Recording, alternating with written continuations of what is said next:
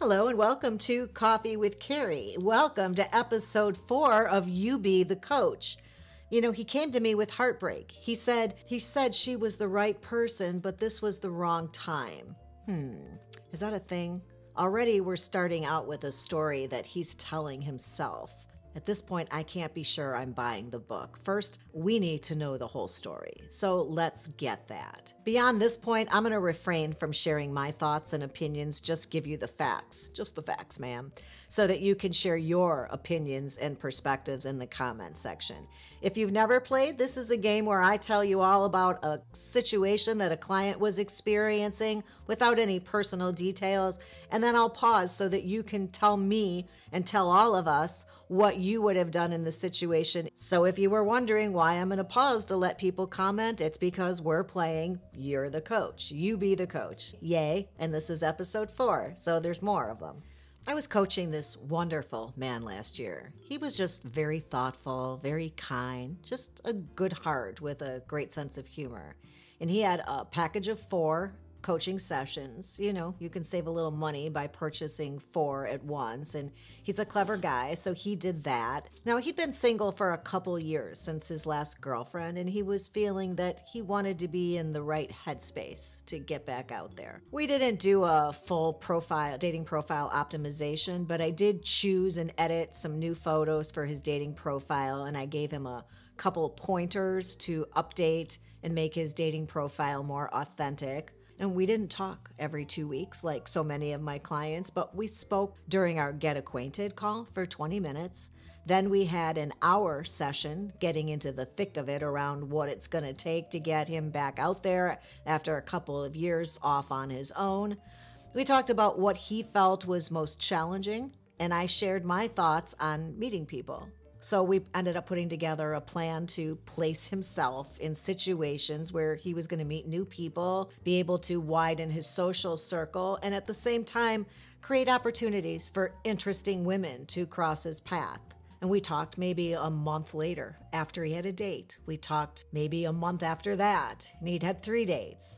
And then a second date with one particular gal. So long story long, after 4 sessions, he was seeing someone that he was truly enjoying, and he was on the verge of making this an exclusive relationship. He was going to have that conversation about monogamy. He texted me a few months later to let me know things were going really well and to wish me a happy holidays. More time goes by, and I hear from him in July, when he shows up on my calendar, having scheduled another call with me, a Zoom call. He didn't even look like the same guy to me. My first thought was that he'd lost weight or maybe started working out more, but then I just realized he looked kind of gaunt and kind of tired. During the next hour, he shares with me that he really was in love with this woman. They'd met each other's families, they'd been making long-term plans for their future, and he really thought that she was the one. He shares with me that right after Valentine's Day, she returns from an international trip with her family. They get together for what he thinks is going to be a reunion after 2 weeks apart, and she shares that having had some time to think about it, she's realized that this isn't going to work out, and she really can't see herself having a future with him. I want to take a minute here to welcome Tabu, a new partner to the channel. I know there are women here, like myself, who aren't currently in a relationship. What I learned is that there are repercussions for mature women who aren't maintaining an active sex life, and that's why I chose to partner with Tabu.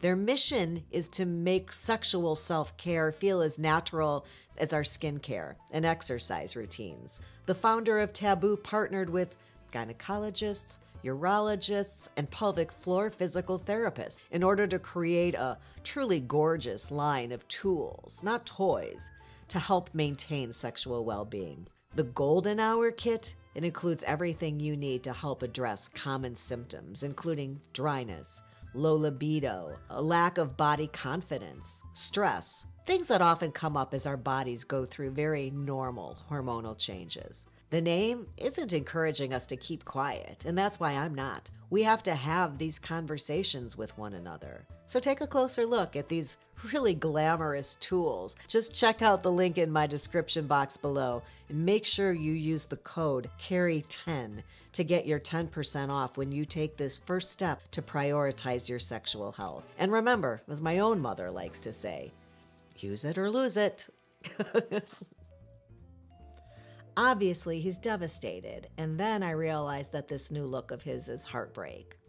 It was all pretty fresh to him, and he teared up even a couple times during our conversation when describing all the things that he really, really liked about her, loved about her even. How much his family, his sister and mom in particular, were enamored with her, and how that had actually really solidified the idea for him that he'd likely end up proposing to her, probably this coming winter. I asked him if she gave him any more details on what wasn't working, just kind of trying to search for tidbits that would help him make sense of this. I may even have mentioned the word closure because he shared a story about wanting to meet with her one more time for that purpose, and she'd refused to get together with him again. She said that she really had no more to offer him in the way of reasons or why. She just knew that she couldn't picture them together raising a family. She said it was nothing against him personally or in that scenario because she did think that he would make a great dad someday. They just weren't going to do that together. I knew that he really wanted to have a family sooner rather than later, and this part of the conversation got really emotional for him. So what are your feelings on this situation? What should he do, if anything? Did he do anything wrong?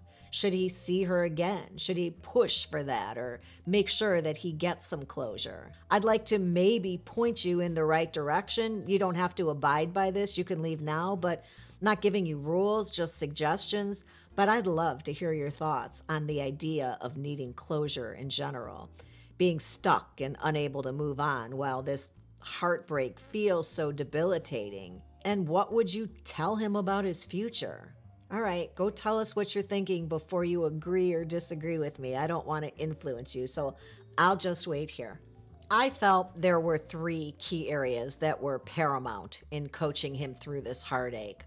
So while I had both sympathy and empathy, if you know me at all, you have to know you're also going to get some common sense mixed in. Would you have been all about the empathy, or would you have, tapped into some tough love too? I told him that heartbreak feels horrible, but the good news is we don't truly die of a broken heart.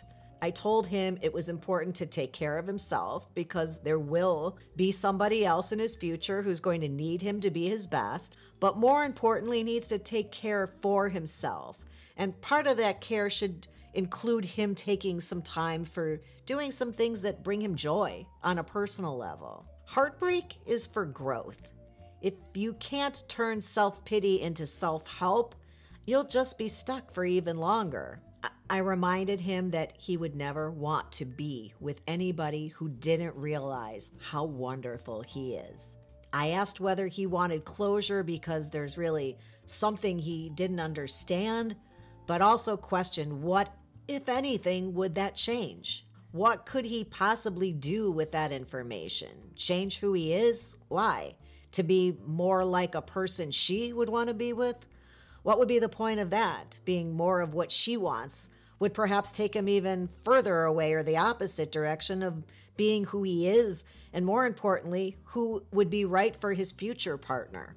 And I reminded him that he didn't lose anything besides a little time, really, and for that time invested, he got a lesson, which is to take things slowly, always keep the lines of communication open, and all these lessons that you learn when confronted with the fact that you're not for everyone. Not everyone's going to like you. And in the same way this is applicable on first dates, it's also applicable here. That's okay. She just wasn't the one. Take a little bit of time, but then you've got to get back on the dating horse and go gallop off to find somebody fantastic. Because he deserves somebody who sees him for who he is and loves him for the same reason. Can't wait to see what you guys were thinking. I'm going to go check out the comments now. Oh, here's the playlist of the other episodes of You Be the Dating Coach. Don't forget to give Mom her thumbs up there if you have a minute, and please subscribe. I'd appreciate it. I'll look forward to seeing you back here again soon, and until next time, have a good one.